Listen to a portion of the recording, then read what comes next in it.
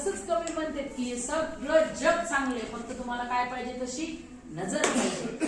ती माझी मी त्याचा एकच ओघ आम्हातून वाहे, नव्या मनुतील नव्या दमाचा सूर शिपाई आहे.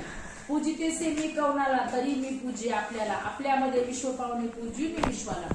मी हा शब्द मजला न लगे संपुष्टी ही लोक आणून तो निज शिरी ओढती अनर्थ म्हणते देख.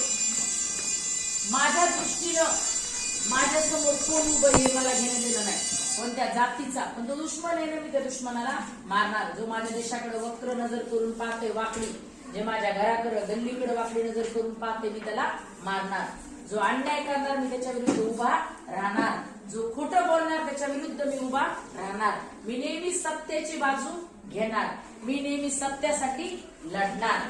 हो सकता, ज्या दिवशी सांगितलं तुम्हाला भाषणामध्ये, परेशान हो सकता है पण पराजित नाही होऊ शकता. कारण तुम्ही बघा कधी पण आता आजूबाजूला गवत उगलेले, मावशी सारखं गवत काढतात का नाही? गवत पेरावं लागते का? आपोआप उगवते.